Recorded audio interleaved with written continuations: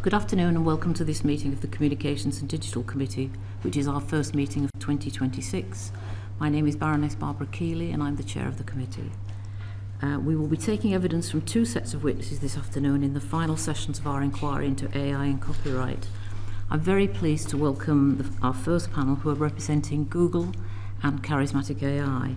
And I particularly want to thank them, as other platforms we asked to attend today didn't feel able to attend. So I'm very pleased that you two are able to come and do that. Today's sessions are being broadcast live, and a transcript will be taken. Our witnesses will have the opportunity to make corrections to that transcript where necessary. Can I ask if you'd just introduce yourself to the committee, starting with you, Roxanne Carter? Of course, and thank you very much for the invitation. My name is Roxanne Carter. I work at Google in their Government Affairs and Public Policy team, and I lead on AI, copyright, news and media policy. Thank you. And Guy Gadney? Thank you. My name is Guy Gadney. I run an AI studio based in the UK called Charismatic AI, which has a generative story engine which we've developed over the last couple of years alongside partners like Channel 4, Aardman, Animations, and funded by Innovate UK. I also sit as a trustee on the Story Museum in Oxford, looking at literacy among kids, and on Sheffield DocFest. Thank you. Well, I want to start with our first question then, to open the discussion, and it's one that is quite key and central to all our deliberations on this committee. Would you agree that UK creative industries rights holders should receive payment or revenue share when their works are used by AI systems? Could I start with you, Roxanne? Thank you, Chair. And can I start by saying that this is a very important and timely inquiry. From where we sit as Google and YouTube, we are both an AI model developer, but we also have a long-term history of partnership with the UK creative industries. We believe that the AI opportunity for the UK is significant, but we need an enabling copyright framework.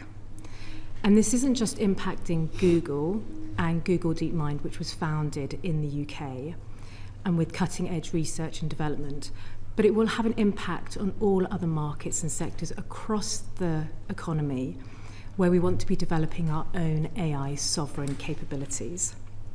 We also want to ensure that UK users have AI tools that speak to British identity and culture. And we also want to make sure that the UK has a role on the global stage when we're thinking about AI development.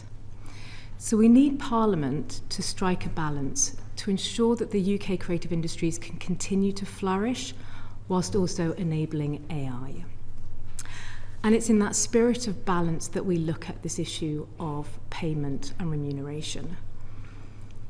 When it comes to training AI models on freely available content that is available on the open web, we do not believe that we should license that content.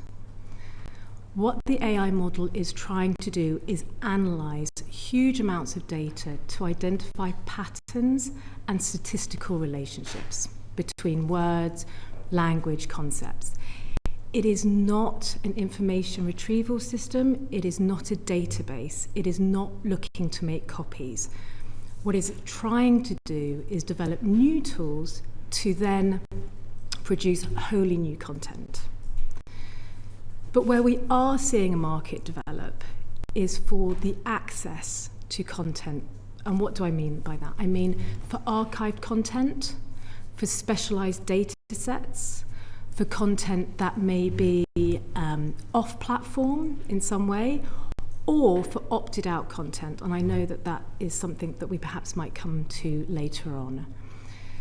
So from where we sit, we actually think that having a text and data mining exception here in the UK will help facilitate more licensing arrangements for access to content. You're not really answering the question that I put to you. Do you think that creative industries rights holders should receive payment or revenue share? I think it is important that you do answer the question I'm putting. So let me be clear here. I think it depends on if you're asking us to pay for every single piece of content for the training of the model, and if that content is freely available on the web, then no. But if you're asking us whether or not there should be deals for access to content that might be off-platform or archived, then yes, absolutely, and those deals are being done. Thank you. Guy? Thank you, Chair. So we have been operating as a small to medium enterprise in the UK in the field of AI in the creative industries for over 15 years now, which puts it at a slightly strange position of having seen a few cycles of this conversation going round. So the lens I look through to answer the question is through that lens of a company that is entrepreneurial in its nature, based in the UK. And I look at it through two lenses. One is morally. If anyone uses someone else's copyright material for commercial purposes, yes, there should be financial recognition. And that is my personal view. Legally, there is less clarity. And we need to look at this through the legal lens of what the current status of the precedents have been. And I go back to the US case of the Authors Guild versus Google between 2005 and 2015, a case which had used the word transformative away from the original copyright material for a new use specifically for training, and which Google won.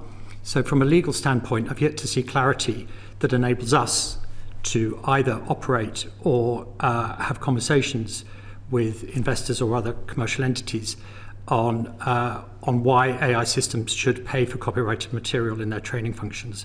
I do think there is an urgent intervention for clarity from Parliament and from the legal systems, noting that a lot of the advances in the last week or so have been through legal cases brought as distinct from legislation.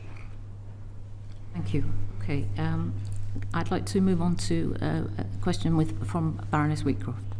Thank you.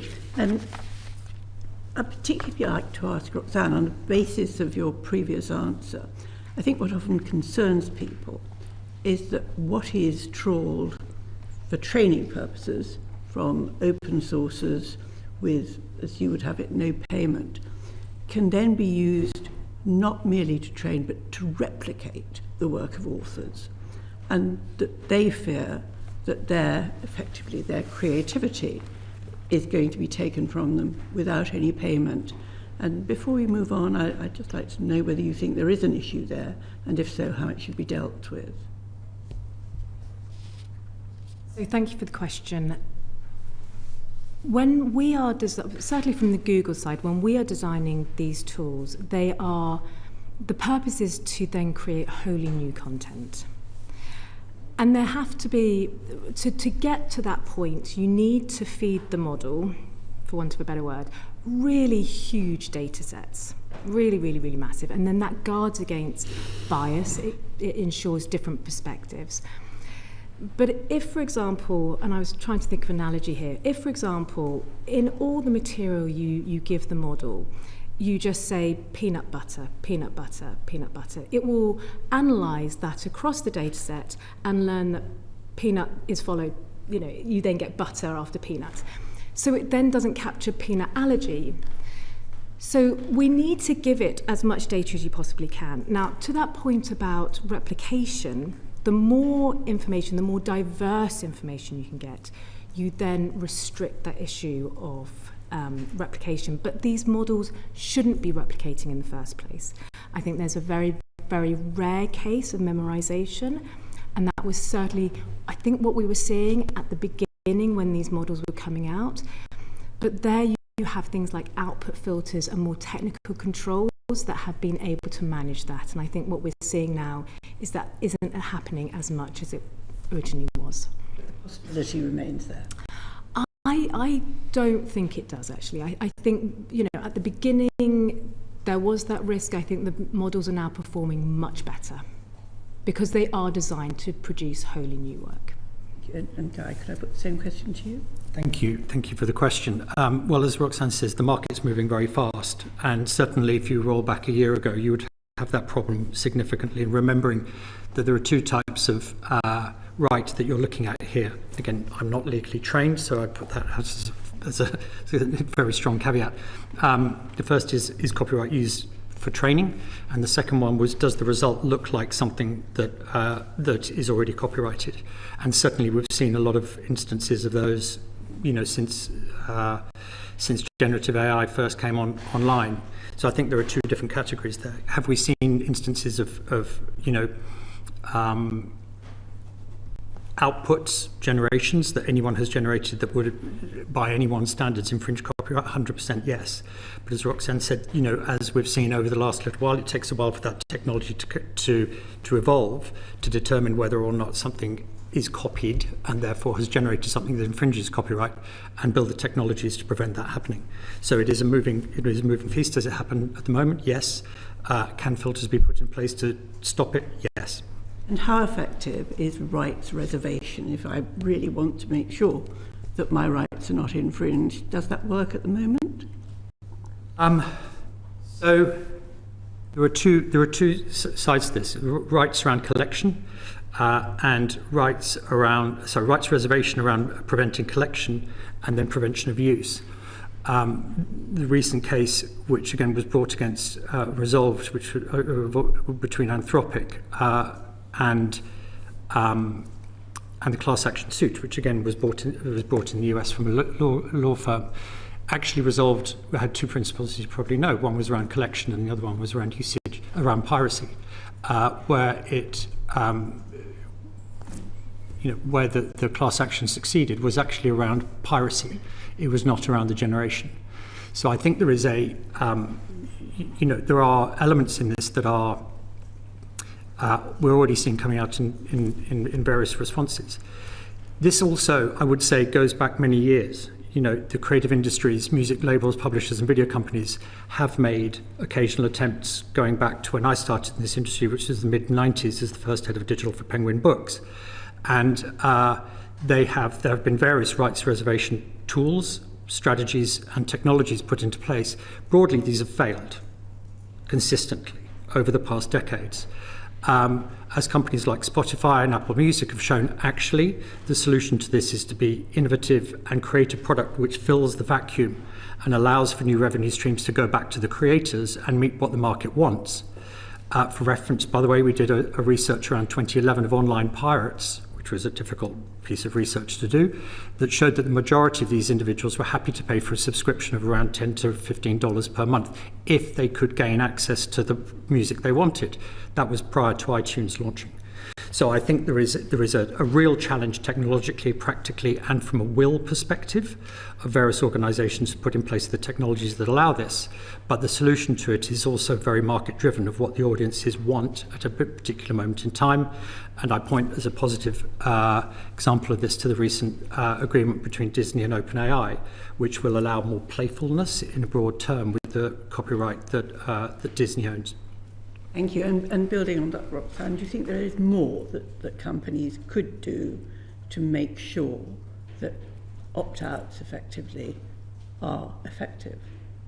So we take a slightly different view. We believe that the current tools are effective. So they are built on robots.txt, which has been a standard that's well known for 30 odd years. It is simple, scalable, universally understood. The simplicity here, it is a feature, it is not a bug. And because of that, you are seeing the large media sites, for example, being able to opt out, as well as your, a small personal blogger. So we do see, in terms of having that choice and control to opt out your content from AI training, we are seeing the robots.txt mechanism as being effective, and the feedback that we've received from the ecosystem that we've been consulting with has been positive as well. There seems to be a fear that if companies do opt out, they will not appear as they should on Google search. Now, can you put their minds at rest on that? Yes, and thank you for the question, because I have watched previous sessions and I know that this has been a concern for the committee. The short answer is you can remain on search and yet still opt out of your content being used for AI training. When we were designing our generative AI tools, we launched a consultation and we spoke very widely with the web ecosystem. And one of the clear pieces of feedback that we got was they want to remain on search, but they want to have the control to opt out of their content use for AI training. So in 2023, we launched something called Google Extended, which sits in robots.txt, but is a standalone control that allows you to say yes to search, no to AI training. And you can... That was 2023. Why are people still concerned? Sorry? That was 2023, Yeah. but there is still this concern. Can I just intervene here? Because I think for those who haven't referred back to our earlier session, it was put to us in very, very strong terms about this issue. In fact, the witness told the committee in that earlier session that Google uses its search dominance to have an unfair advantage. That because you combine the search crawler with the crawler that accesses AI and performs AI summaries of contents and live AI searches, that is where the unfair advantage is. And unless this problem is addressed, stakeholders cannot create a fair marketplace for everyone. So it's a question of your place in the marketplace, I think, which clearly the Competitions and Market Authority is looking at. And others said similar things, that really the hold-up in trying to develop a fair marketplace was the lack of participation by Google, because you have that unfair advantage. And the comment was made that if Google isn't paying, no one else will either. We also heard from another witness who used to be a Google employee. Google is a bad actor in this, because if Google does not have to pay for content, then no one else is going to. So how do you answer that? I mean, surely that can't be those can't be labels that Google is proud of having. No, absolutely not. If I can perhaps take them point by point. It is through Google Extended, you can opt out of search. No, sorry, you can opt out of AI training and remain on search. And you can see this if you go to the robots.txt controls for the BBC, for example, for the Daily Telegraph, for the FT. What I think the panelist was getting to in the last session was about how Gen AI features are being rolled out in search. That is a slightly different issue that is being tackled by the Competition Market Authority. So that is how those features are being, as the search project evolves, how those features are then being displayed. Can I just clarify? They may be able to opt out of AI training, but can they opt out of AI overviews? Because that's affecting the number of clicks down the line, isn't it? So, are you saying that they can opt out of AI overviews? So this is an issue that is a live, ongoing discussion with the CMA. So this is an ongoing process with them, and I'm not able to give more details at this time, but I'd be very happy to write back to the committee. We appreciate a consultation is due shortly, so we would like to keep you informed on that development. Okay. We'll be really interested to hear about that, because my understanding is that if you were to remove yourself from the AI training, then you have to turn no snippet on, and if you do that, you reduce click-through by 50%. So I'll be really interested to hear about that.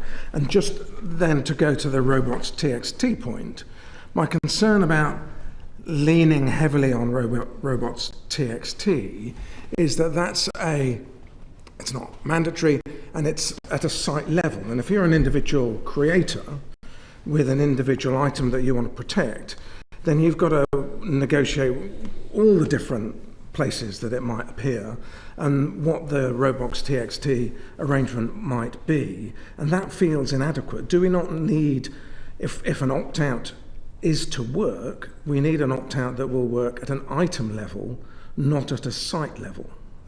Would you agree?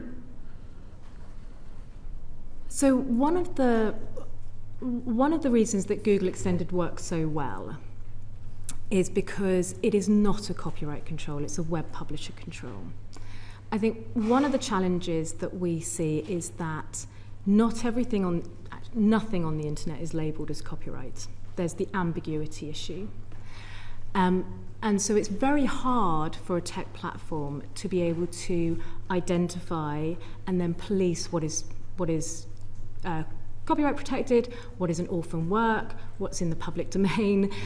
So that makes it extraordinarily complicated. I think the other issue with asset level opt-outs is that it's not clear to it won't be clear to the AI model developer what is being licensed to who, under what circumstances, for what time period. So this is a huge amount of data that you would have to, for example, have in a registry, a reliable registry, which just simply doesn't exist. Crypto relies on reliable registries and happens at scale. This is not impossible technically, is it? I think it could be, and I do think it could be. I'll slightly push back on that, only because if I look at my experience from the broadcasting side as well as the tech, licensing is incredibly fluid. You may choose to license your content to one entity tomorrow and then another licensing arrangement for the next day. And what is amazing about copyright is that it allows you to do that. So it's the fluidity, and then asking effectively the rights holder to manage a registry and keep it up to date all the time is, I don't think it's just an administrative hurdle. I think that's really consequential. I think that is very difficult. I think that we're leading into the questions that Viscount Colville wants to come on to. Can you come on to those now? Thank you. Great. Thanks very much for coming. We've heard a lot of evidence about transparency and the need for transparency both at a high level but also at a granular level. And we've also heard from your written evidence and from lots of other people who are doing AI developing how very expensive and difficult it is to give granular detail. Can I just ask you, and if you can give me a short answer, do you actually use third-party data collected for your LLMs? So a short answer on that is that in trying to train the models and as much data as we possibly can, I would imagine that yes, and we're doing deals for licensed content, yes. Right. I mean, as that's the case, you've obviously got to be very careful about the sort of data that you're using. And you produced a paper in 2020, which was entitled Exploring the Limits of Transfer Learning with Unified Text-to-Text Transformer. And in it, you noted specific criteria that was needed for your AI models to clean up third-party data, which had been collected. And you have very specific criteria for clearing up that data. It says many pages had boilerplate policy notes. We removed any lines containing strings such as terms of use, privacy policy, cookie policy. If you can get that level of data while training your models, why would you oppose the reporting of granular data as too difficult? Don't forget about the competition and the security issue, but just out of the sheer difficulty issue. I'd really like your response. Okay, so for us, transparency is important, and it has been a core value for Google. We were one of the first internet companies to publish a transparency report back in 2010. Specifically on copyright, we regularly publish copyright enforcement for both Google on search and YouTube. And we're trying to wrestle with this in a new era of AI. I worry that if you're asking us to provide URL by URL, a granular list, which I think is where this goes to, you are asking us to summarize the internet. The data sets are just so massive. And I think you've seen this in court cases as well, where trying to identify the needle in the haystack, it's not just that it's administratively difficult. It's just the scale of the operation is just too vast, even for Google. So, I quite see that it's an enormous it is an enormous operation to try and get that detail. But if you've got this third-party data collected and you're using it before you use it, deploy it in your end-user models such as Gemini, surely you need to be absolutely clear whether or not any of this stuff is to be taken from the dark web, whether there's any C-spam on it. You need to have looked at a really granular level to make sure that you're cleansing that data properly, surely. So we do. We look at it in terms of, and to your point, data sets, the data categorization, that is the level of granularity that we can get to. But that is not URL by URL. What is it? So it's the data sets. It's kind of like the bucket of, is this, where is this? Is this licensed content? Is this crawled content? Is this publicly, publicly available data set in some way? So it's in those broad categories rather than specific URLs. Those broad categories aren't going to tell you whether or not you've got C-spam and you're going to be deploying it in your end-user models. Are they? And you need to be able to be clear that that isn't going to happen, don't you? You need to have that sort of level of detail, don't you? I would contend that it does, but I'm very happy to provide some more written feedback on this. Great. Thank you very much, because obviously it would be really worrying if you didn't have that sort of detail. Of course, absolutely. And it seems to me that's much more than just a broad brush database. Okay, the other issue against granularity that you keep talking that you and many other developers have talked about is that it will create both a security and a competition risk. Various people have come up with ideas for how you can deal with that. But one of the things that seems to be most effective is the idea of a black box, which could be held by the regulator or could be held by the AI Safety Institute. And apparently this is done in competition law already.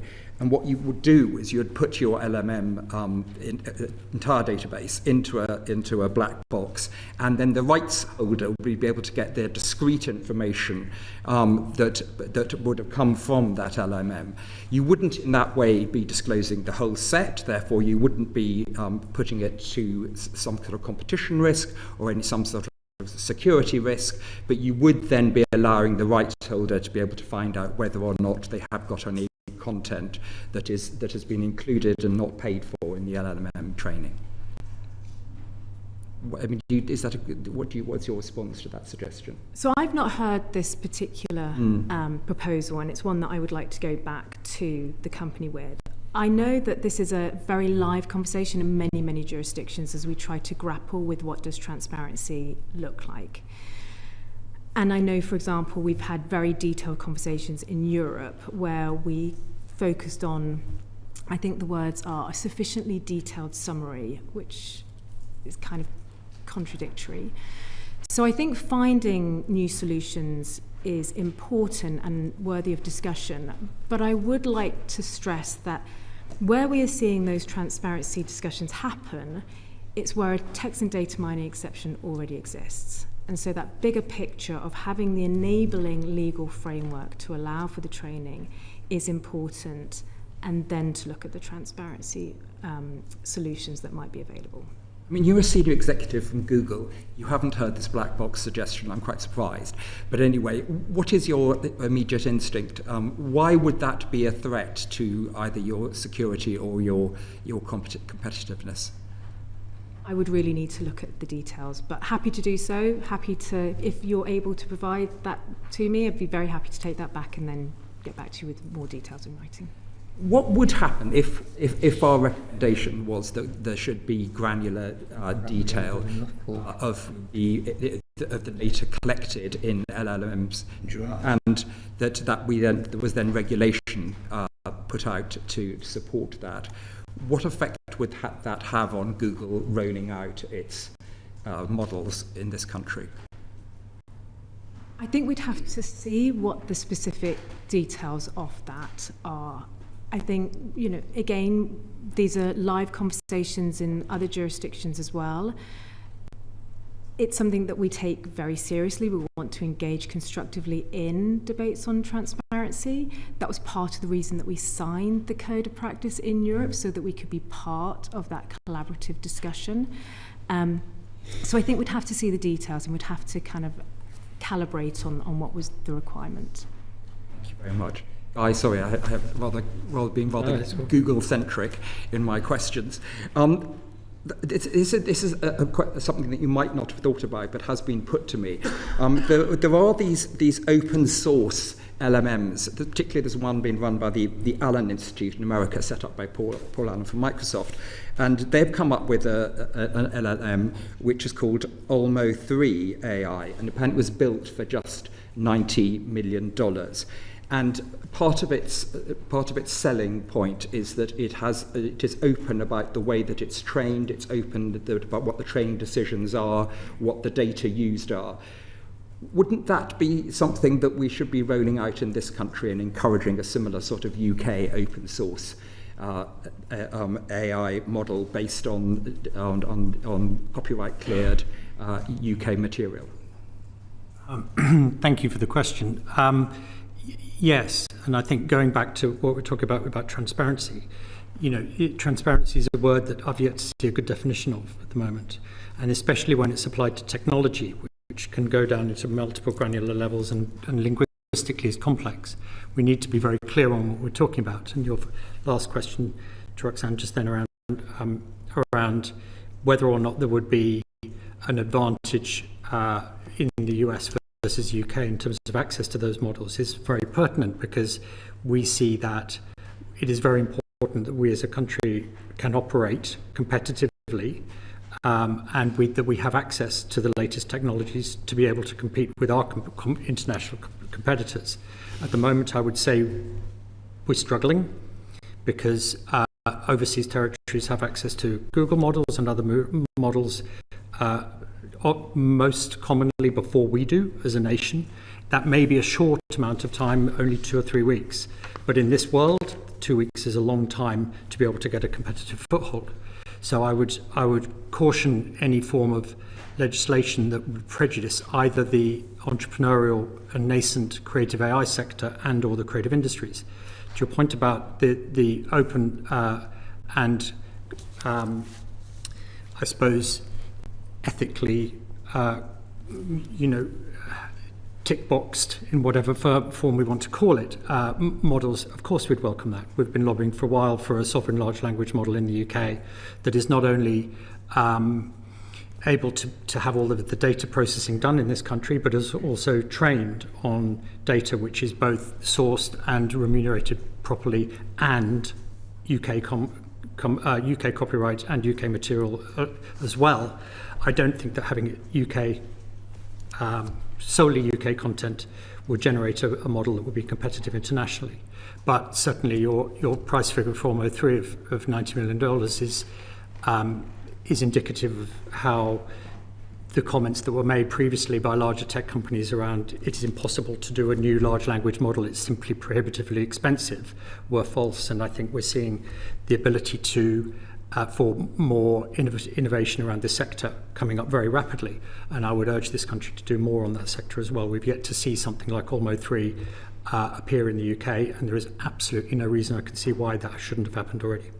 Should the government be doing something to encourage those sort of open source models to take place here? Yeah, I absolutely believe so, and I think this is where there is an urgent need for an intervention at a significant level, both in terms of the technology that sits on it and the use cases that enable that large language model. As Google and others have shown, it's not just about having a piece of technology, it's what you can produce with that piece of technology that can inspire other people to create with it. As I go back to the Google Books versus Authors Guild case, it is not a commonly referenced case. Largely my personal view is because you couldn't see what was going on. But over the last couple of years, as we've started to see image generation, video generation coming out, people have said, this looks like Mickey Mouse, doesn't it? And it's presented a very visible issue for it. So to me, it's not only a question of building the technology, but to provide that technology for a particular industrial sector. And I would urge that that's the creative sector, to be able to showcase what it can do. And by the way, what we can do as a country. We are an astonishingly powerful creative country, and human data is vital for this. If we can have something that can showcase that and support our creative industries, I'd back it 100%. Thank you very much indeed. Before we leave the question of transparency, there have been concerns raised with me and members of the committee about the issues that are raised around X and XAI and Grok. And it goes back to this question about being ready to reveal what training data has been used by AI models. Can you, Roxanne, for Google, give assurances that you know exactly what material goes into the training of your models, especially those that are offered to the public sector? Thank you for the question, Chair. So, when it comes to training the models, we need, as I said, to train on a huge amount of data. It is not just that you want high quality data, you need the good, the bad, and in cases the ugly as well. So for example, if you are training the model to be safe, you need to show it what is harmful. If you are training a model to tackle spam, it needs to be able to analyze spam.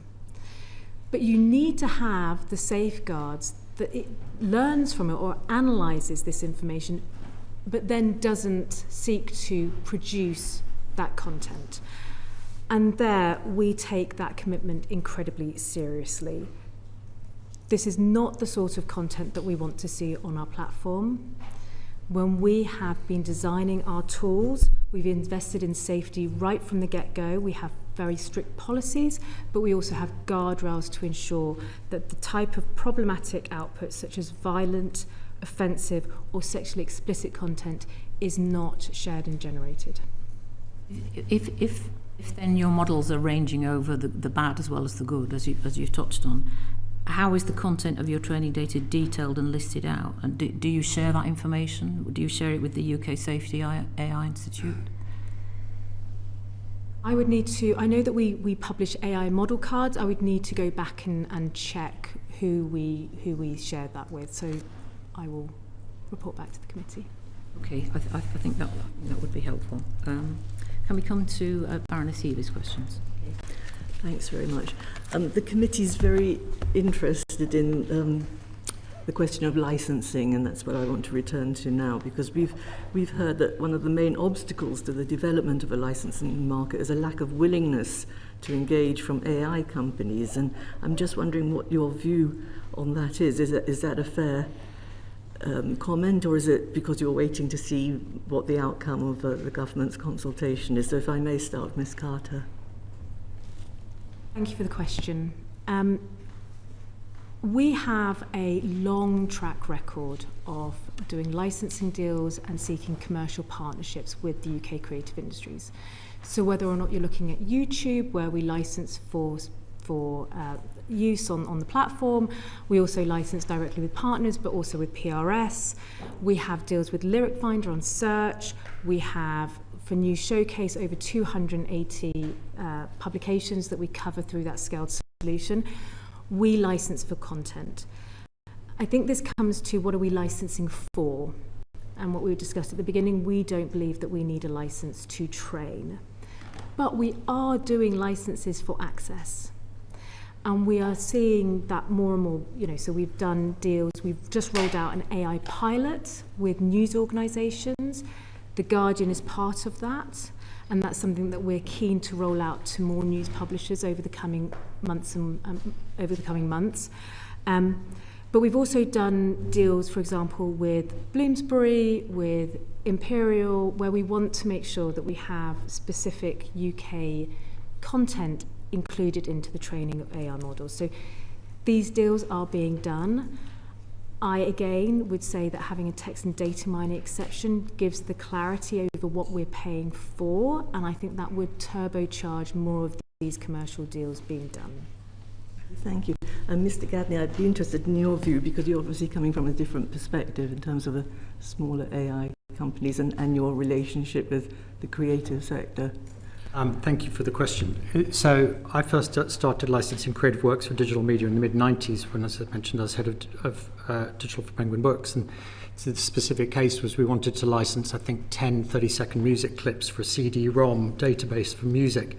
At that point, we were charged, I believe, or quoted £250,000 in that moment in time, which, if I extrapolate today, is around £600,000 for 10 30-second clips. In essence, that was a no in terms of the license that we wanted to that we sought. More recently, we developed a video game adaptation of John Wyndham's book, The Kraken Wakes. We licensed the content for that as an adaptation and went through the appropriate channels. That took over a year to secure the license for that particular instance. And we've been tracking this for quite some period of time, fairly obviously. To my mind, there are two sides to the coin. One is the large-scale licensing that your question to Google implies. The other one is a license for use in creative and specific instances. From that, I would say that my count is that the creative industries who look after the creators, and remember we're very creator-centric. We want to see the creators being remunerated appropriately and beneficially. And it is important to say that I think that the industries, the labels, the publishers, the agents that exist to monetize the works have not done a good job in keeping up with technological innovation. It's their job to innovate the ways in which they can benefit the creators who they represent. I would not advocate them preferring protection and blocking rather than engagement and experimentation. Historically, technologically, that has not worked for the creative sectors, and it's not worked for the creators. As we move into an economy now which is largely a creator economy, so-called creator economy, and I note that 1 in 4, research says that 1 in 4 people in the UK identify as creators. This is a significant movement. It is very important that the creative industries and the creators respond to this and engage with this process. I note that our international AI competitors are on the track already. They're in the stadium and running laps. It does feel, in the current process of this debate, like this country cannot decide whether to enter the stadium at all. If AI is seen as a productivity growth engine, we need leadership to be more decisive, pragmatic, and creative in their thinking, seeking to grow and support the creative sectors as they innovate into this sector. Thank you. Well, following on from that, I mean, what specific steps should the government and regulators take to help create a coherent and sustainable licensing environment? And I'm also interested in your view on the government's proposal on the creative content exchange. Do you think that's something that's worth looking at? This me. You, Mr. Gadney, sorry. Thank you. We engaged at the beginning with, under the umbrella of CoStar, the government-funded research initiative, which has pulled together a proposal called ACCT, which is looking at a transparency. It stands for Access, Control, Consent, Compensation and Transparency Technology Framework that, as you were referencing, is blockchain enabled, so supports the sort of flexibility, fluidity and speed at which these sorts of licensing agreements need to happen. I note also that the very nature of content, what we've talked about a lot today, is quite, so far has been quite monolithic. There is a work and that is licensed for a particular purpose. The nature of content at the moment is much faster than that, much more playful. There's a lot of modding of taking one piece of content and moving it into another at light speed. So for that particular piece, we engaged with that organisation, which again was a cross-sector and technological proposal, and this has been tabled with DCMS since Q2 last year and could be developed, implemented and leveraged by the AI companies that you referred to. So my proposal would be down those tracks to have something that we can launch, test in the market. Okay, and Ms. Carter, I mean, what do you think the role of the government regulators should take in order to increase the access for AI companies? So here I would like to take a step back and just say the UK is a hugely significant market for us. It's been home for Google for 20 years. And we've just announced a $5 billion investment that will span over 2 years, $1 billion of which goes to create a new data centre. But having an enabling copyright framework is an important factor in this. And so for us, having a text and data mining exception that builds on the non-commercial one that already exists in the UK to a commercial is quite an important feature that we would like to see adopted by the Parliament. When it comes to the creative content exchange, I think these sorts of mechanisms can be helpful. I think that they can be very useful in terms of pooling together some of the smaller creators.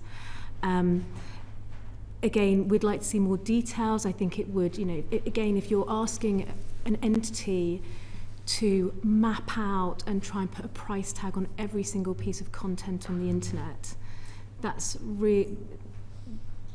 a challenge. But I think if you are pulling this together to reach voluntary agreements so that you get the smaller players to come to the market as well, I think that could be very useful. Thank you very much. Yeah. Thank you. Given what you've just mentioned, Ms. Carter, about the investment, I want to ask you how important are investment in the UK that you mentioned, the 5 billion figure. How important are different factors in that decision? Obviously, we want to see in this, we want to see the development of continually of high quality human created content, but we do have the UK copyright framework. What were the factors that governed or shaped your decisions about where to invest in and develop AI, balancing out? You mentioned a data center, for instance. What are the factors that balance out there? So I appreciate that there will be many different considerations, but I come back to the copyright framework is important. It is an important factor. So trying to get that right balance, and I want to be at pains about the importance of getting the balance right. I mentioned at the beginning, the creative industries is incredibly important to Google, and we see them as a partner. So we want to make sure that we get that balance of ensuring they can continue to thrive and flourish, as well as allowing AI innovation to take off in the UK. So getting that balanced copyright framework is a top consideration for us. Yeah. I did read out to you the comments that were made to us by witnesses that described Google as a bad actor, that talked about you taking unfair advantages in the market. It's a curious thing for you to say how much you value the creative sector at the same time as you were viewed in that way, in taking an unfair advantage in your search and crawler, and not paying for training data. How do you? I come back to how do you answer those? Because it's great to talk about partnership, but I think to the creative sector there doesn't look to be much partnership in that sort of behaviour. So if I may, I think the comment of bad actor came from, I may have this correct, from the representative of Cloudflare. No, it wasn't. Was it not? No, it wasn't. No. Okay. So I don't believe that we are being a bad actor. I think that we are, like I said, we partner with the industry. We're very keen to develop and grow AI tools, but at the same time, the long tail of human creativity on the web matters. And so that is something that we are constantly striving to deliver on. Like we discussed, we're doing deals. Those deals, we've done pilots, those will be rolled out, and we continue to do more deals. So I disagree with the framing of Google being a bad actor. I think it's a combination of the not paying, because I think we're juggling in all the questions that we've asked you on the, licensing, trying to develop a licensing market, but everything hinges on, in many ways, on this remuneration question and being prepared to pay for use of data for training. And it was very strongly put to us that if Google won't pay, and you're a big player in this market, why should other people play? So there's a leadership role there. So I just reflect back to you that it comes a bit hollow to talk about partnership with the creative sector if you're one of the players who take advantage and won't pay. So that's a point I can just leave you with, unless you want to make any more reflections on it. Just to reiterate, it's not a question of that we won't pay. I think we need the certainty as to what we are paying for, and then those deals are already being done. and we will continue to do those deals. Anything to add before we conclude?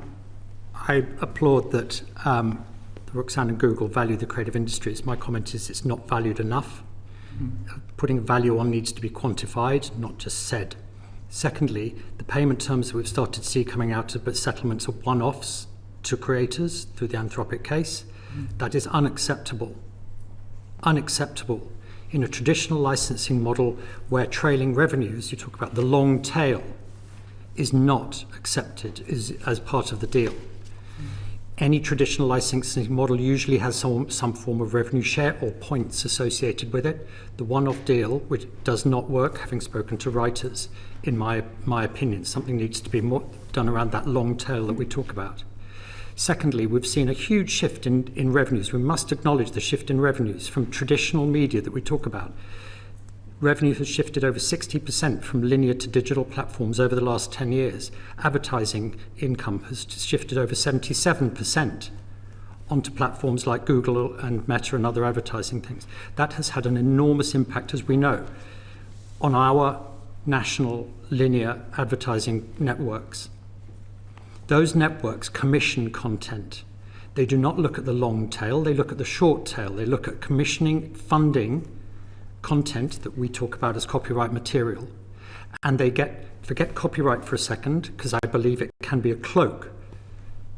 Copyright debate can be a cloak towards actually what we're talking about, which is money.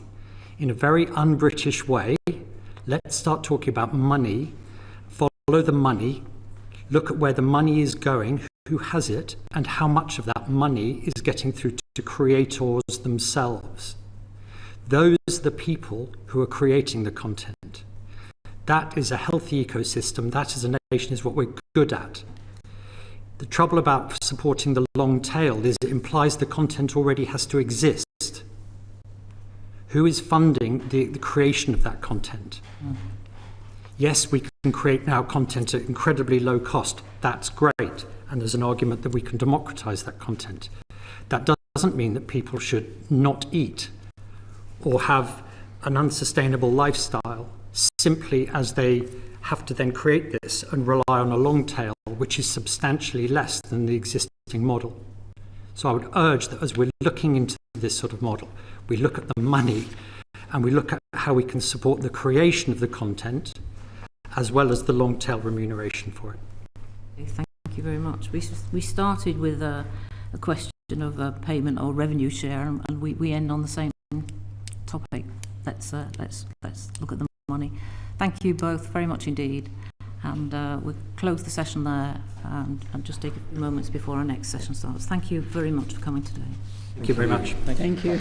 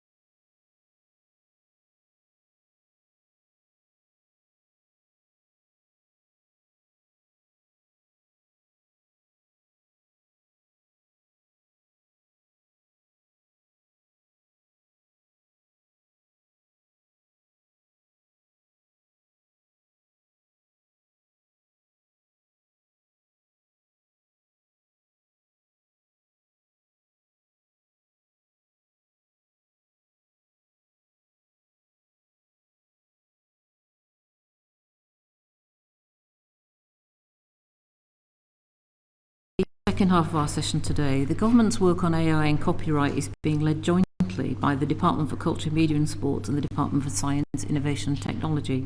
So I'm delighted that we have the Secretary of State of both departments with us here today. Thank you so much for coming. And could each of you introduce could the staff members who came with you introduce themselves, whichever way you prefer to do it? Do you want to introduce? I'm very happy to do that. Hello, I'm Ruth Hannant. I'm the Director General for Society, Media and Culture at the DCMS. Thank you. Hi, I'm Ollie Eilert. I'm the Director General for AI at DCET. Thank you. I don't think our Secretary of State need much introduction, but you are welcome. Before we turn to the main topic of today's session, which is AI and copyright, I would like to comment on the recent serious issues regarding X's AI chatbot Grok. We are all, speaking for all the committee, appalled by reports that Grok has been used to create non-consensual intimate images of women and children. This is a vile form of abuse.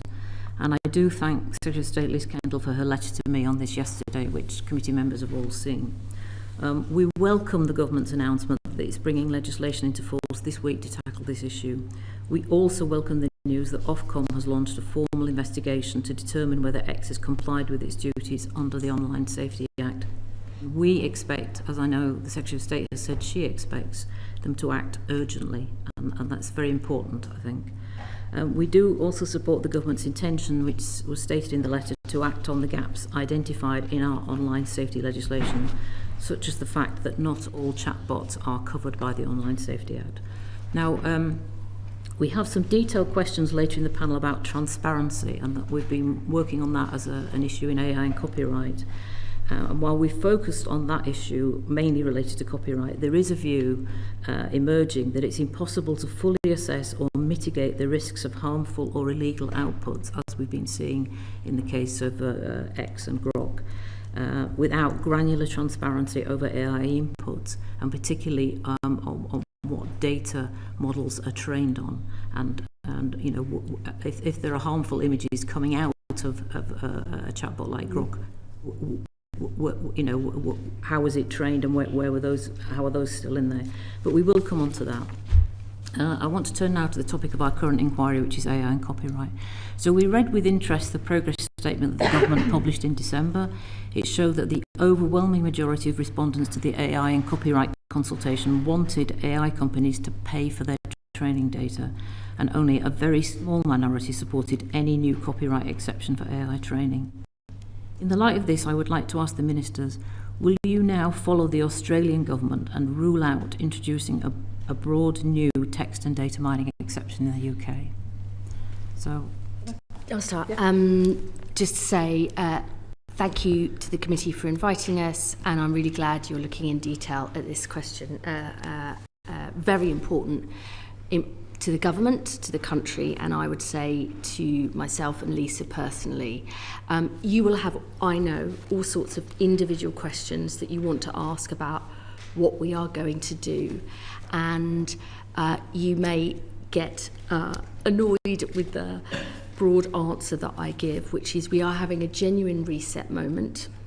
We are genuinely trying to find a way forward that seeks to back and champion our incredible world-leading creative industry, the people who work in it, because we think it's so important, not just for our economy, but for our country, but that also manages to seize the potential opportunities that AI brings for not just for jobs and growth, though that is vital, but for all the other huge benefits, the positive ways that AI can be used.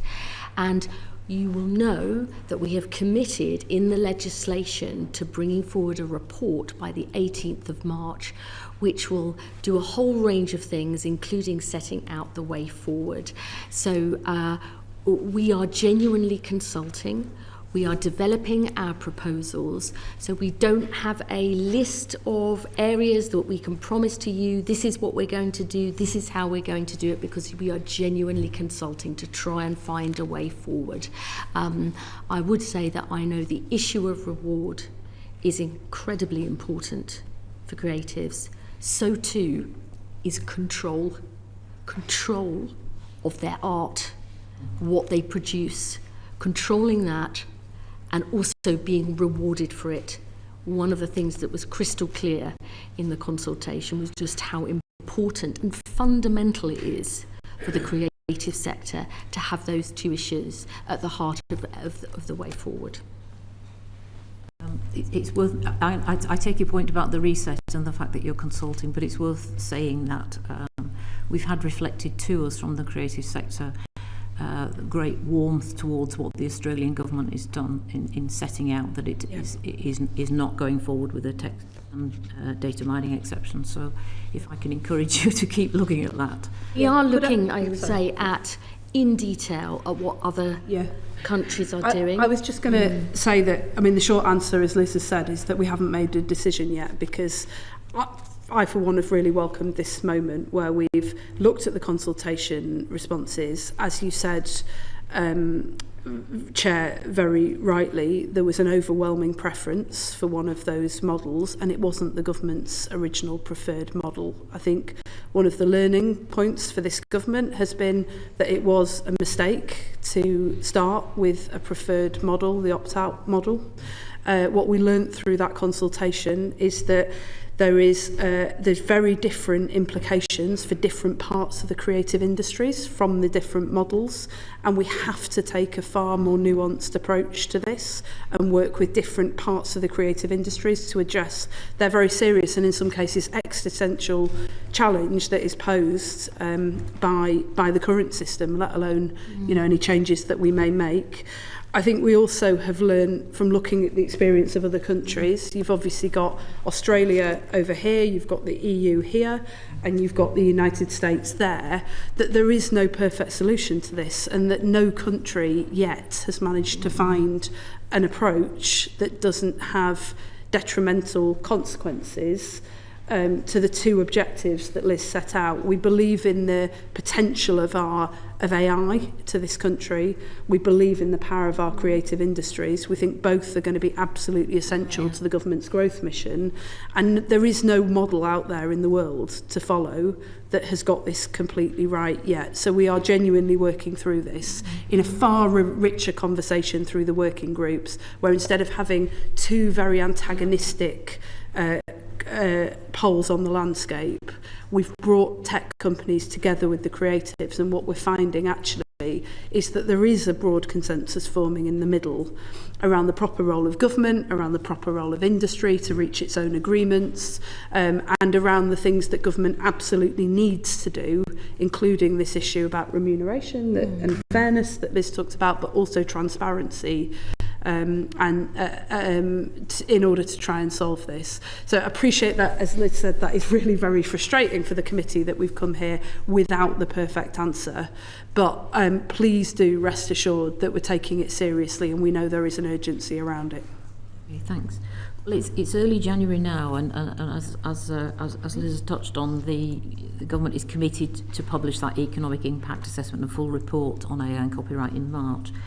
Will you take a definitive position on your approach to AI and copyright at that point, do you think? Is it feeling like you will be able to take a definitive position on your approach at that point? So I think one of the things we learnt last time that was coming out with the preferred option was, not least was that not a terribly popular preferred option, but that was probably the wrong approach.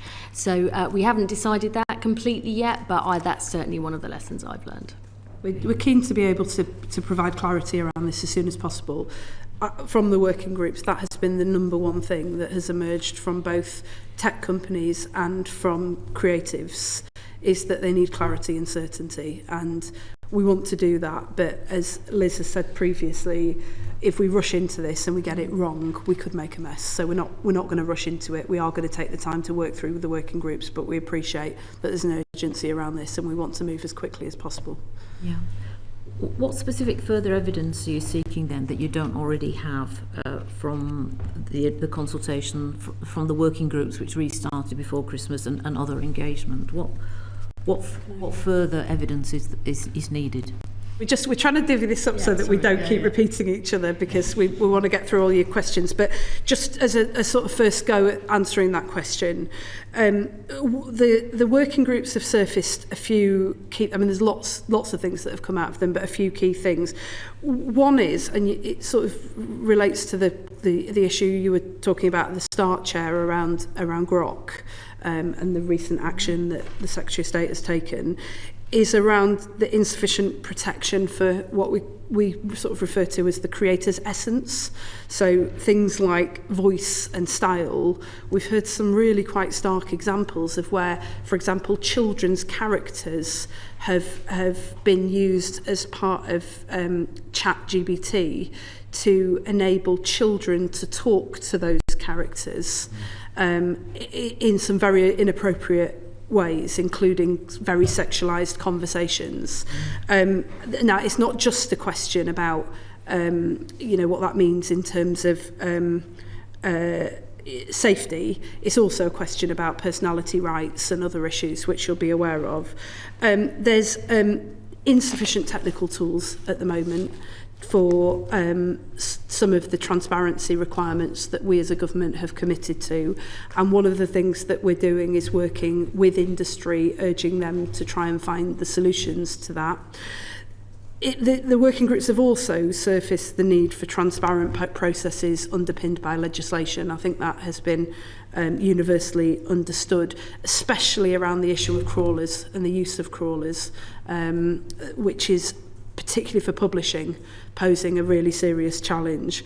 And then the other thing that I just wanted to put in front of the committee, because I think this is potentially contested, but there is a strong view from the working group that the government ought to be focusing on creating the right conditions and frameworks, so issues like transparency, not intervening overly in licensing deals, which industry is already coming together to reach.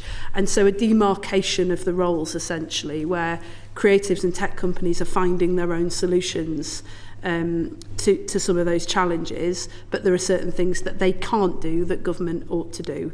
So that is why we're still doing this process through the working groups, because it has actually surfaced that there are some areas where it needs further work.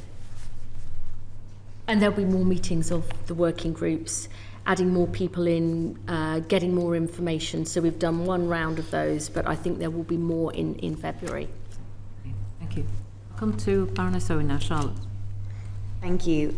So the committee is keen to find out more about the progress that's been made to address concerns about the limitations of the existing opt-out system or rights reservation models, and ensure that any proposed solution would be workable for both the rights holders and the AI developers of different sizes. We just heard on the last panel Google say that this option was working effectively. However, the committee has also heard evidence which says that it's a poor fit for complex copyright ownership, and that they only work for right holders who control their own domain, and AI crawlers are simply ignoring robots TXT. So I'd be keen to get your perspective. Is it an Ollie question? Yeah, so we've had lots of conversations, both in bilateral engagement and through the technical working groups, on opt-out approaches. So it's worth saying the UK doesn't currently have an opt-out approach because we don't have a broad exemption. So opt-outs are relevant where countries have gone down the route of creating an exemption, and then the opt-out plays into that. I think when it comes to the implementation of those, we've heard lots of views actually. So one view that we've heard expressed is that the opt-out system places a regulatory burden on the rights holder because they have to exercise that opt-out. And if you are a smaller operator, you might be a creative operating under your own, that puts some burden on you to sort of go through and make sure that that's expressed properly, and this might be technical. You'd need some kind of interface there to help you do that. I think the other thing we've heard, of course, is that if the opt-out process becomes extremely straightforward, then everyone just withdraws their material from the market. Now, that might be fine in some sense, but if you went down the route of creating an exemption, it would be because you wanted people to access the material for training, and if everyone withdraws, then you've undermined the primary policy goal that you've set out there. I think the other thing that we'd have to bear in mind is when you really focus in on the granularity of how is some of this material encoded on the internet? It becomes hard, the technical challenges in how you kind of figure out, does an opt-out apply to this? So for example, if I wrote and published a blog that was a book review, and in the course of that I was quoting from a novel, there's nothing in my blog which creates metadata that says this is my paragraph, this is the author's paragraph, this is my paragraph coming back through again. So if that author has exercised an opt-out somewhere, how do you know that it attaches to the blog that I might then have published? So I think with the opt-out, we obviously have had lots of views on the idea of an opt-out as a core policy proposition in the response to the consultation. But in going through these technical working groups, we've also waded into lots of the difficulties of implementation. Yeah. And obviously the EU is going down this process as well, and we'll see how that plays out this year. So just to push the final part of the question, do you think the proposed solution, if they went down an opt-out model, would be workable for rights holders of different sizes? Just to really pin you on an answer on that. I think as the Secretaries of State have said, the process of figuring out how you practically deliver something would take time to work through. So just to add to that, I think that the straight answer to that question is that there are challenges with the opt-out process that we hadn't anticipated or fully understood before we did the consultation that we don't currently know how to surmount. So it doesn't mean that they're insurmountable, but we don't currently have the answers to those. So at the moment, we don't have a workable opt-out proposal on the table. And particularly, I think if you had the publishing industry here, you would hear this view expressed very, very clearly, is the underlining all of the challenges that Ollie just set out with what opt-out actually means in practice. And also, neither the large nor the small AI companies, lots of them didn't support it either, for different reasons. Thank you. So what would you see as the government's role in any rights reservation or opt-out solution, and what do you view as a section that should just be left to industry? So where's the line between what industry does and what you anticipate government will do? I think the point that Lisa made earlier about what is the role of government in this, what is it only we can do, what is it that can be something that's worked out within or between the different sectors. You are understandably tempting me down a road of the opt-out when to set out what our role would be. I understand you asking me that, but that would tend to suggest that we are backing that particular option. And we know why we put the reason that option forward, but we also have heard loud and clear from across the board why that's been rejected. I think one of the things as well I would say that hasn't come up is, certainly one of the reasons why the creative sector haven't liked it is because many would argue their permission should be sought, not have to opt out. Yeah. And from the AI perspective, we had a very strong response from people like the Startup Coalition who said that wouldn't work for small companies. Yeah. So there are a number of different concerns with it. So going through what our role would be in an option that has obviously got problems, you will forgive me for sort of holding fire on that. And could I just add to that a couple of things that have really helped clarify my thinking, I think our thinking around the working groups. I think it is the role of industry to find technical solutions to some of these challenges, not the role of government. And we have a role in urging industry to do that, which we've been playing. But the fact that it's very difficult to enforce rights that even currently exist, let alone in a new system, I think there is a responsibility on industry to find a solution to that. And so we've been talking to the tech companies about that. And actually some of that work is happening at the moment. There's some really interesting organisations out there, people like Cloudflare and others who are finding their own solutions to this. The second thing that I think is a proper role for industry is around reaching licensing agreements, because I think what we've seen through the agreements and the deals that have already been done is that they are much more attuned to the nuances in their own industries. And like I said before, there are very different impacts on different parts of the creative industries.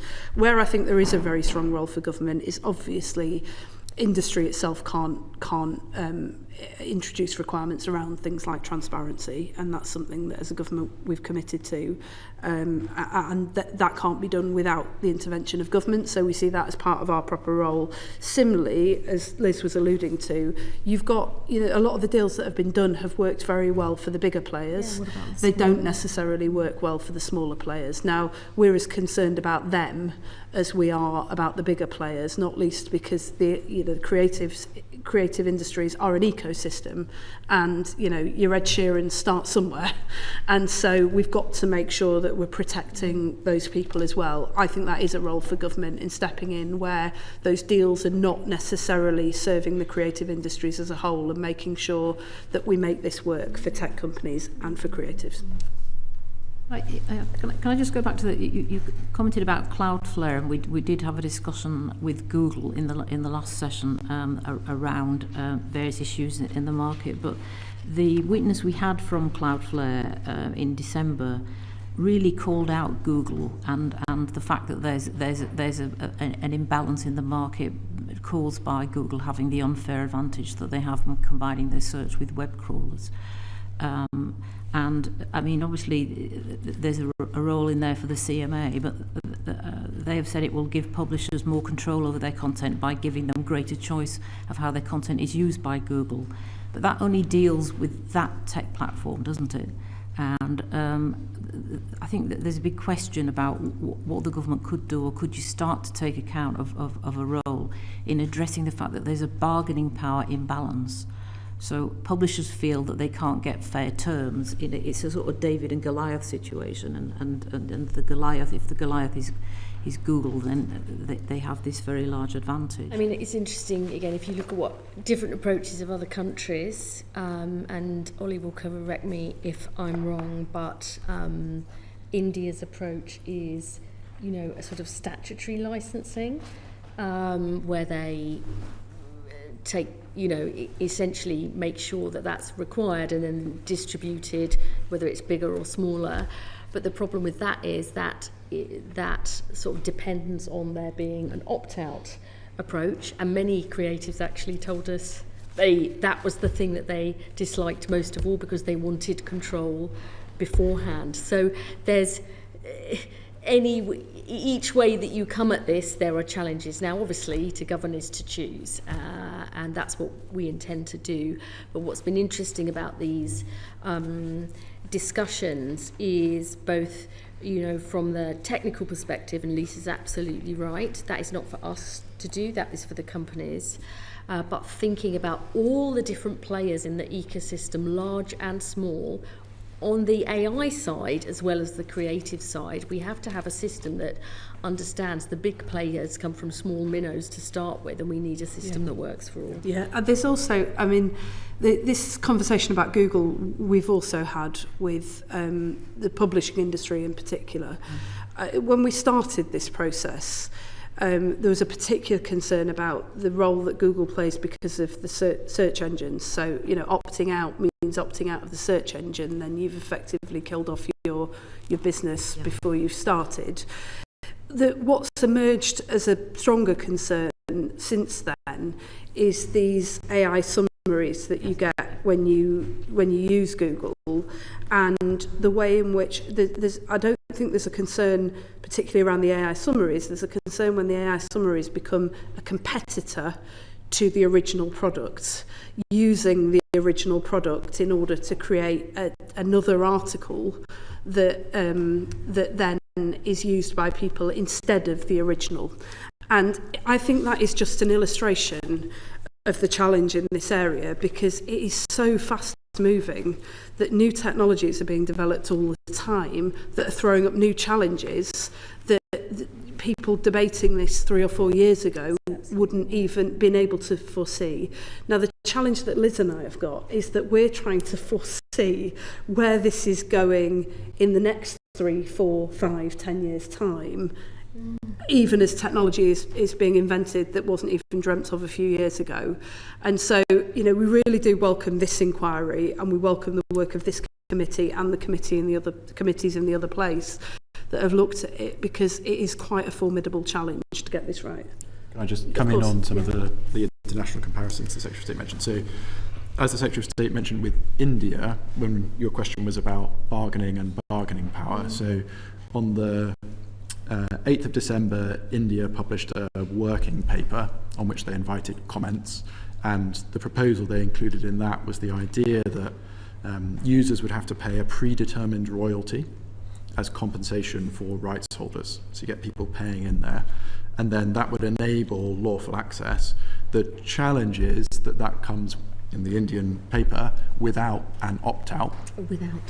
Without an opt-out, because if you said there was a compulsory license royalty payment that you had to make, but then people could opt out of it, then you would have to negotiate that with those people to get them back into it, and then you're sort of just back into the same position of negotiating to conduct licensing. But it's worth saying this is also an issue that's come up in Australia. So Australia has announced before Christmas that they wouldn't go down the route of an exemption. They've set out some of the work they want to do, because there's obviously still a lot more detail for them to work through. One of the things they've said they want to look at is whether they also need a paid collective licensing framework under their Copyright Act, or whether to leave it to the voluntary licensing framework that they currently have. So lots of people working through this same set of issues. Yeah, thank you for correcting. It's worth saying that the AI overview issue it has two issues, doesn't it? One, if you strip out the website links, you're not linking to the brand anymore, so you're not going to a particular newspaper or the BBC or whatever. But I was in a situation on a plane recently and looking at AI overviews, which is all I could get access to because there was no internet. And there's a whole thing about, oh, I see. Well, do I trust that answer? So there's a sort of media literacy point there as well. Yeah. If what you get is not the article, from the newspaper or the BBC, but a summary. Although trusting the answers we read is not just a question for AI, is it? I mean, it's a much broader issue. No, but it's the action of the AI overview stripping out the links so that you can't even go and check it for yourself. I think. I mean, the work we did on media literacy in the first part of this year, we were very keen to get the message across about the necessity of checking. Yet these developments take that away. Yeah, and we really recognise that. I mean, one of the pieces of work that my department is looking at is around trust in media as a priority and whether people can trust what they're seeing and hearing. Mm-hmm. You may have heard me say before, but we are looking as a priority around the blurring of facts and opinion, and looking at issues like serving politicians, presenting news programmes, for example. But I do see this as part of that whole, is that if people can't look at the source and see the source, then we're disempowering people from being able to come to informed views about whether what they're reading is accurate. So there are other challenges as well that we need to address. What I don't want to suggest is that as a government we only see AI as a problem, because the creative industries are increasingly at the forefront of AI and using AI to advance their work. And although there are serious challenges, and we won't shy away from that as a government, and we've heard those loud and clear, there is also a very strong view coming from the creative industries that AI is an absolutely essential component in their future. And similarly, there's a really strong view coming from companies that are at the forefront of the AI revolution, that they need access to great quality human content and data that only comes from creative industries. So actually the two are very bound together, and the futures are intrinsically intertwined. And although there are these serious challenges, if we get this right, there is a great prize to be won. There is, yeah. I'll come to Jim Knight now. Jim. Thank you both for coming. Thank you for restating your commitment to transparency, which is clearly fundamental if we're going to get a regime that works, and in particular if we get a UK licensing market that is vibrant and drives growth that we need in the economy. As the Chair alluded to earlier, we've had this issue with Grok that you've responded to, and the training data that will have been used for Grok, you'd have to assume included quite a lot of harmful data for it to be able to reproduce the harms that it has been reproducing. Does does that create a stronger sense of urgency? I don't think I could feel more urgent. Patience is not in any way one of my virtues, and I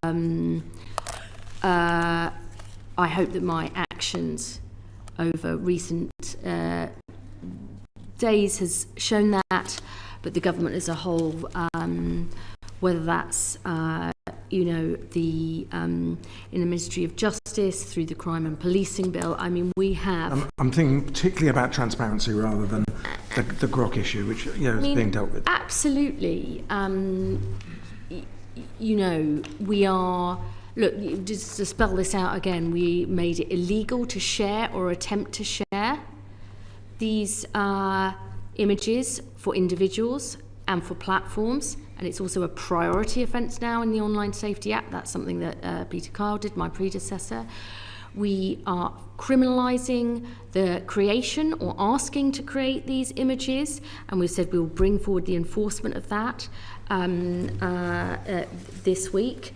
We are also going to criminalise the sort of underlying model through the nudification app, banning nudification apps in the Crime and Policing Bill. So we are coming at this from this is illegal, and I think it's I think on this we have a very strong package of measures. If there remain gaps, I'm prepared to go further, because I think it is,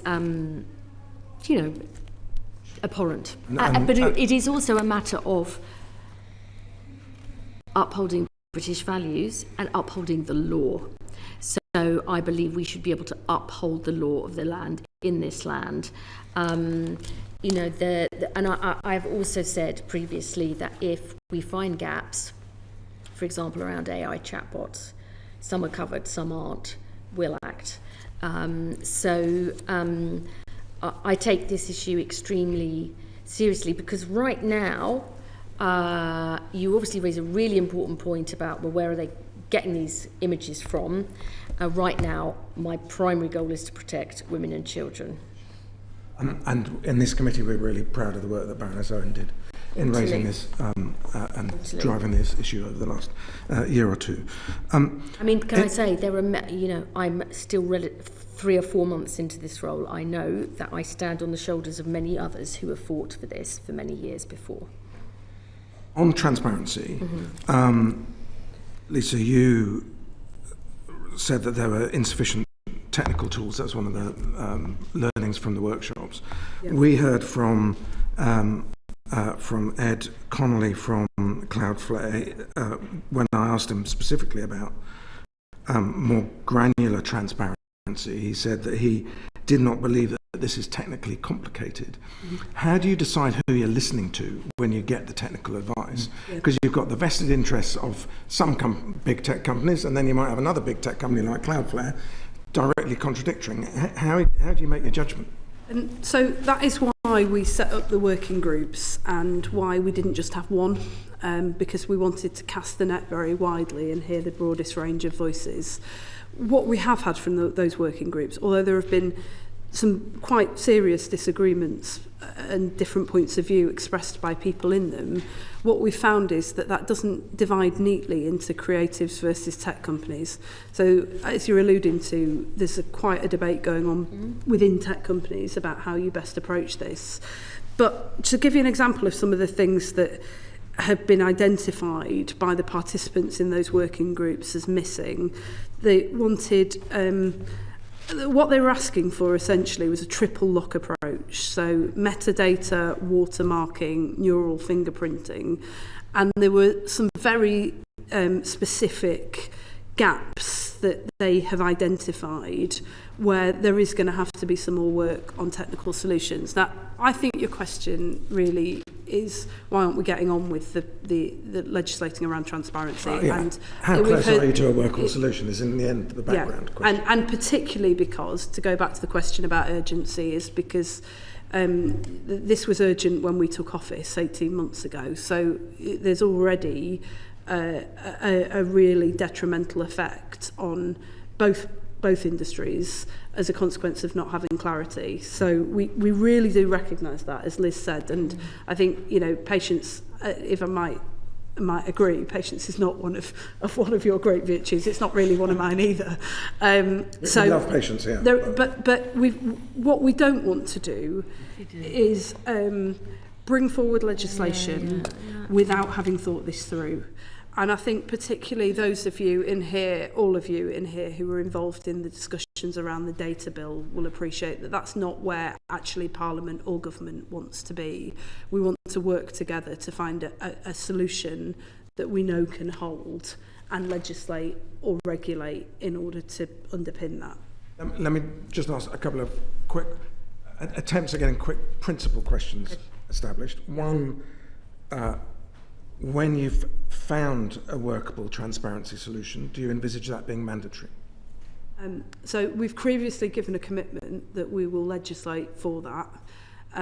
We are, as Liz said, open-minded to being challenged about the assumptions that we've made, but that is our position. We haven't heard yet a reason not to do that. Okay, thank you. And then on copyright law, previous suggestions from government that the law is uncertain has, we've heard, created somewhat of a chilling effect on the licensing market. It's been something that, as you've suggested, universally, creatives and the technical sector want certainty. So getting some certainty about licensing would be really helpful. Do you think some witnesses have told us they don't think the licensing laws should be changed at all? They're fine. We've heard that as well in the response. Do you have a view on that? Look, there's a whole, if you look at all of these issues, transparency, licensing, if there are any exemptions, if so, for whom, can they be achieved? The truth of all of this is you can't do, I understand why you're rightly tempting us down the line, but it's a package. You know, the thing is a package together. It's got to work together. Not everybody will get everything. That's the nature of this, but we have to do a package. Because picking out one bit without another, without a comprehensive look, that is what we have committed to, that it is not just on those levels. We have to have something that goes across the board here. I think that's extremely important, a way forward that delivers for both sides. We have had a lot of comment that the existing scheme works. The only caveat I would put is a point that Lisa raised earlier, which is extremely important to me too, which is the individuals, the new starters. That's where the next great bit of creativity comes from, and I really want to make sure we have a system that works for, the small players, not just the big guys. That's a real principle for us as a government. Yeah. It's got to work, not just because we're a government that believes in fairness, but we actually believe that's the next new thing. Yeah. We've got to make sure that we protect that. I can come to Viscount Colwell. Charles. Hi. I know you're trying to get this as a package, but there was just one specific question that I'd like to ask you. We've heard again and again about the transparency for the AI training or the training data is difficult, and that, as you've explained, is, some say it is, some say it isn't, it's too difficult to do it granularly. But what they all say is that they're very worried about the complete disclosure of the training data being a security and a competition risk. Would you look at an idea where that all the data training set will be put into a black box held by a regulator, held by Ofcom, and that rights holders would be able to... I think Ofcom's got enough on its plate right now. Held by the AI Safety Institute, then held by somebody, and that rights holders would be able to ask whether their specific content is in there. Wouldn't that solve the problem, the concerns the AI companies have about competition and security? I mean, we're always open to any suggestions. Yeah. Just for sort of balance's sake in my answers here, we've talked a lot about issues around transparency from the creative sector. You will know already that many, particularly of the larger AI companies, are opposed to what they consider to be onerous burdens on them doing this, and they'll just carry on and do what they're doing in the States that we don't control there. Yeah, there is a challenge here about making sure that we're working at least in some kind of synergy with what the countries are doing, and also playing a leadership role in that. But I think we'd both be really keen to hear more about it. So if we could pick up that conversation, we'd certainly, you know, as we said at the outset to this is a reset moment. We have brought people together to try to collectively solve this. We think there is a strong role for government here, but we don't think government alone can solve it. So we'd be really keen to follow up that conversation.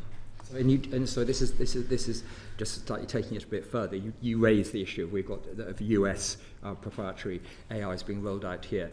What about some energy to put in a UK, maybe even an open source model? I mean, we've heard about this very cheap, very effective open source model the Allen Institute have organised, called Elmo 3. Apparently only cost 90 million pounds. 90 billion, did you say? 90 million, sorry. And that it had transparency of the training decisions made, the data being used. It seems like a wonderful model that we could use in this country, and for the government to be able to steer something like that to happen. Well, what I would say, if I'm allowed to answer on this bit about, I really do want to see great British companies and great British ideas backed. That's not just because I'm a patriot, but because I actually believe in competition, and that I want more brilliant British companies succeeding. I think it is healthy for this country and for the world to have a strong, proud British tech sector based on our values that help lead the world and provide greater competition. I welcome inward investment from countries around the world, and we are achieving that. But I also want to see a much more vibrant.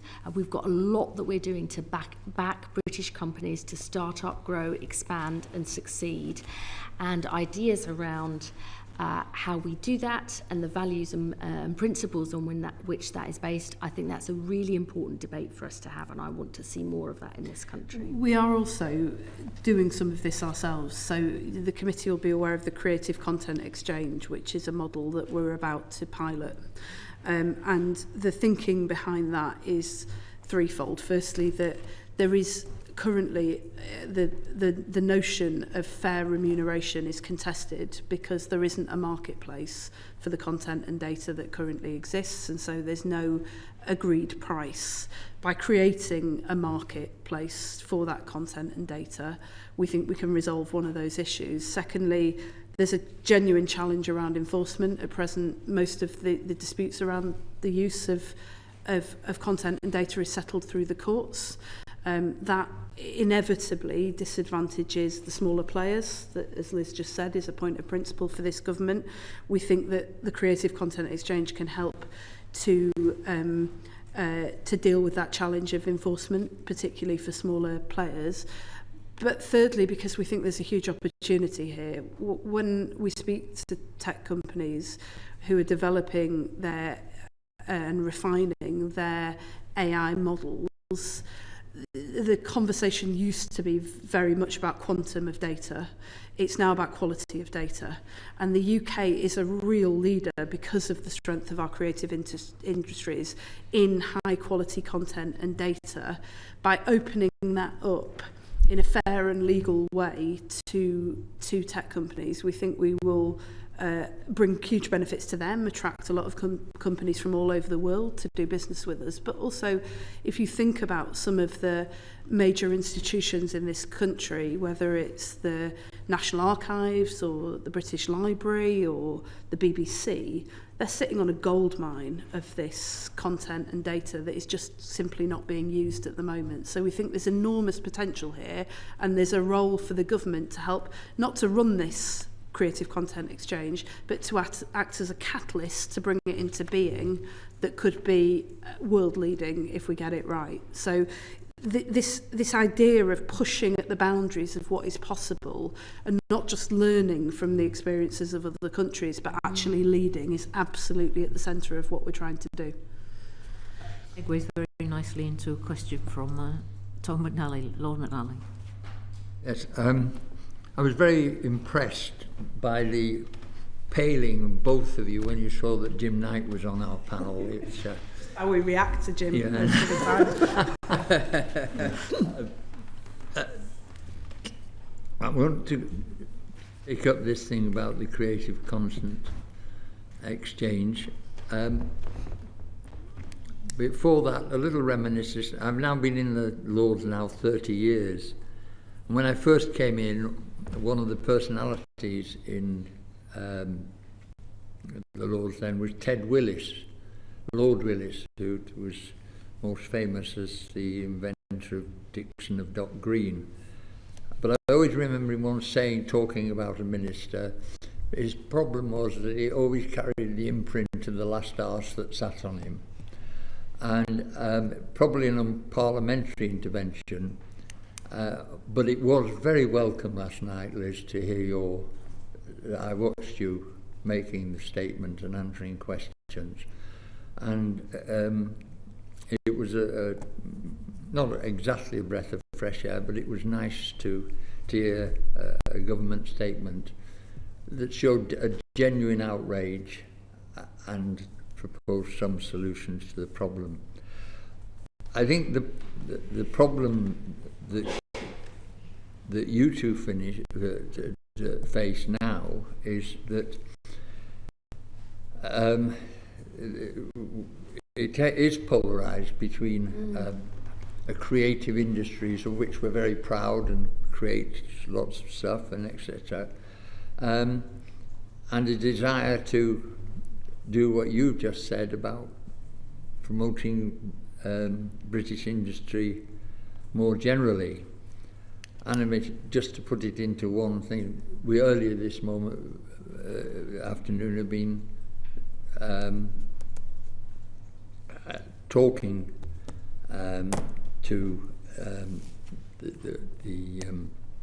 one of the big sectors, and of course we can question them hard about their transparency and accountability, but the witness did throw in that they're going to invest £5 billion in the British economy, and that always carries weight.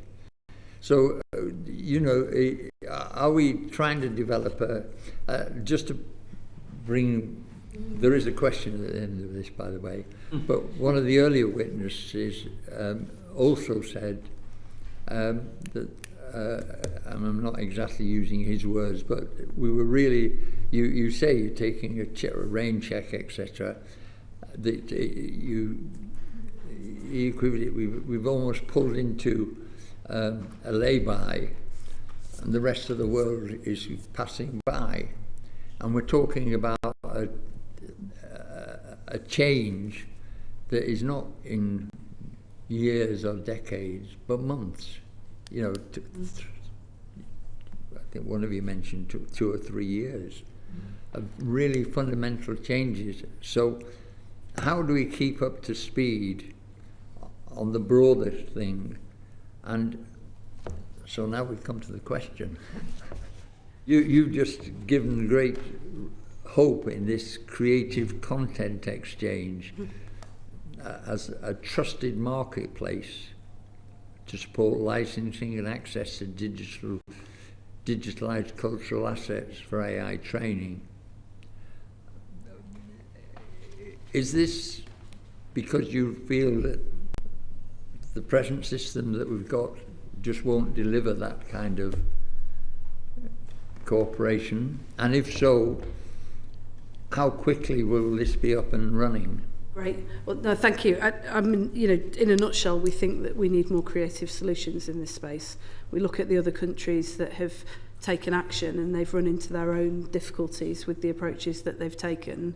And so we think we need to bring a fresh approach. But I think, Ruth, you can talk in more detail. So, I mean, I think the content exchange is absolutely not a replacement for existing marketplaces that are popping up. We know that there are quite a few different marketplace ideas around there, and it's also not a replacement for existing deals. I think, as the Secretary of State outlined, there are three sort of problems that we see. I think one is data access, and in particular to really, really high quality data, and the AI firms really need that to be able to grow. And then there's that really important thing about unrealised economic value. So actually there's quite a lot of value in our cultural and creative assets, which is currently untapped. And there's an awful lot of either data which is not available for AI developers at the moment, or is not even digitised at the moment. So I think one of the things that we are trying to do through the content exchange is sort of answer that question of, we think there's lots of value in these things, is there? So it's a research undertaking. It's being funded by the UKRI through the R&D Missions Accelerator programme, and we're sort of testing these theses almost, and the sort of the questions that we're trying to look at is there commercial value in this sort of data that a lot of our public bodies are holding? It's, you know, can you achieve a fair value exchange between those data providers and the market? And then can we then build that to scale? Because one of the other things we're keen to look at is, are there agglomeration benefits that you could get by bringing lots of different types of data together into something like the exchange? And then the final thing is, if we've proved all of this, then, as the Secretary of State was saying earlier, it then potentially provides a mechanism to enable smaller providers, and really importantly individuals, to get access to market through a really trusted provider. So that's what we're trying to look at, but it's a research undertaking, and we'll do a pilot. We're going to launch a pilot later this month that will run for 12 months with a review point in the middle of that, to see whether we think this is an idea that works, because we're trying something new and we're sort of testing and learning. And if that review point works, then we'll sort of look at what its sort of governance structures should be and how we would set it up, and it will then evolve into something. I think, as the Secretary of State said, we're sort of trying to incubate something quite innovative. That's very, very helpful. Are you sure that you're not treading on toes or duplicating things that aren't already? I mean, absolutely. What we're looking to do is sort of build on approaches that we've seen, but to answer those quite specific questions. And I think in particular, looking at, is there value in public assets that we can sort of commercialise, which hasn't been commercialised before, which then potentially has spillover benefits to helping bits of the creative industries that haven't also been able to access these sort of deals. Yeah, and it absolutely goes back to that question at the start around what's the proper role for government in this and what's the proper role for industry. And there are quite a few public institutions that are sitting on what we think is a goldmine of content and data that could be enormously beneficial to AI companies. There isn't a level of trust there at the moment about sharing and opening that up. There also isn't an incentive to do so, because it costs money essentially to digitise and to order that data and content. That, you know, if you're an organisation that hasn't had a huge amount of funding over the last decade and a half, you would be reluctant to make a priority, but you might be incentivised to make a priority if you could see that there was value in it. So we think that there is a proper role for government here, because frankly nobody else is able to do what government can do in this space, acting, as Ruth said, as a catalyst and an incubator, not as the solution to this, but as the way of helping to bring that solution into being. One advantage of being in the House of Lords is that you get the benefit of history. 15 years ago, I was on a joint committee, myself and Francis Maud, in the early days of the coalition, which was looking at releasing the NHS database for the benefit of mankind. And we were sunk below the waterline by the Daily Mail telling its readers that we were about to release everybody's health records to the public. But it's still there, and you're right. And it isn't just the NHS. We have some amazing assets there that, if properly managed, and I'm glad my recall of history is being supported by. Thank you very much. Thank you. Thank you. Jimmy's anxious to have a last word. If there's time, but there's a question for Liz, really, which is, look, I think as a committee we all share your passion around driving growth in the economy through AI and allowing that to develop. We, as a committee, published a report on growing AI and create businesses here a year or so ago, and essentially this was an issue, but really big issues around access to compute, access to talent, access to energy, etc., etc. Do you have a sense in your prioritization of things where this sits in terms of being able to maintain, attract and grow an active AI economy? I really do want to focus on this, and also just say something that I do want to say this, which is AI is becoming the engine of economic power and hard power, the power of nation states.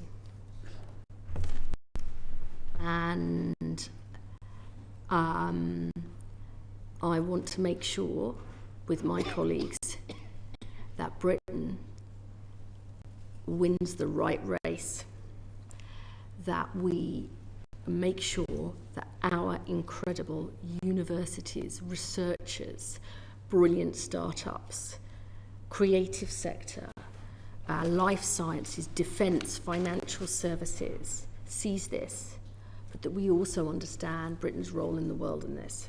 And I think we have to be really realistic about the degree of power, economic and hard power, that AI brings, and that we have a role and a duty and responsibility in this country to seize the benefits, but to shape it to work for all based on our values. And I think that without growth, we don't tackle living standards, and we have no money to back our vital public services. And we will not, there is no path to better growth in this country without AI, science and tech. There isn't. So this is my, I know you are all realists in here, that is the truth of it. And we face huge changes, geopolitical changes here. And Britain's role in this is extremely important.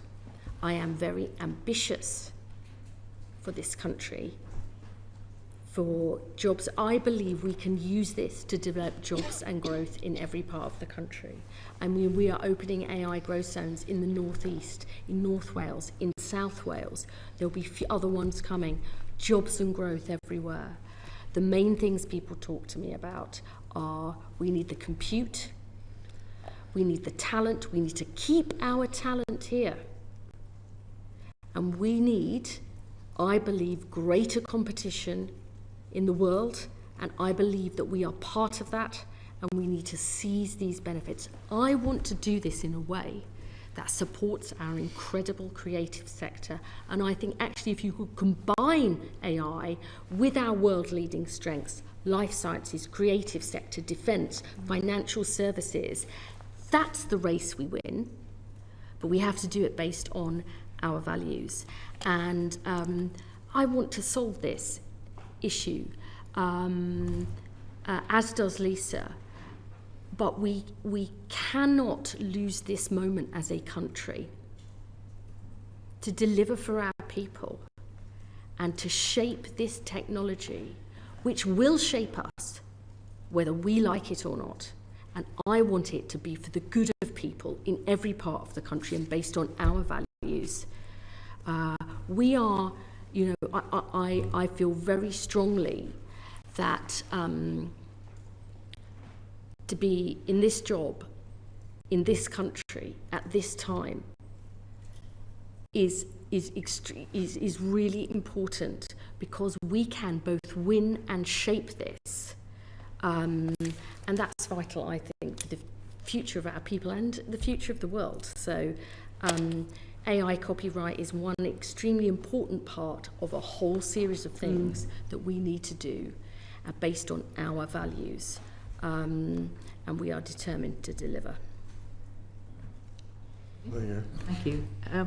Well, we've reached the end of our time, sadly. I'm sure an awful lot more questions that we could have raised, but it's just to go back to say that it's heartening to see you both today and to hear what you've covered with us. We've spent a number of months on this inquiry, and we still have to write. Our team now has to write up the report, which is always the hard bit. But I think I do take heart, particularly from you're talking still about the reset. That's important, because can't underestimate really that a number of the missteps that happened before have really had a chilling effect on developments. And we've touched on those here, but it's very important, the signals that are going from ministers to the outside world. And so the fact that you're still consulting, but also the fact that we need solutions. I mean, I think people are starting to say, well, really good to be consulting, but we've had a lot of consultation, we've had years and years of it, and I understand why you can't give us exact dates when we're going to see solutions, but we do want them. But I do want to touch on the points we've made about transparency and its enforcement are very important parts of finding a solution, and that's particularly come alive with the knowledge of ex-Grok and the fact that it must have trained on pornography and all kinds of horrors. And so it's not just a question of transparency will open up the remuneration solutions, but it will potentially keep children and women safe. And that licensing, certainly missteps and things that were said in the past did make a difference, and that we do need support to see licensing markets opened up. But thank you very much. I suppose we could just say, kind of go carefully through these things, but try and move to solutions that work for us. Go carefully but quickly and definitely. Okay. That's our mantra. Yes, please. Thank you. Thank you very much. Thank you. Great.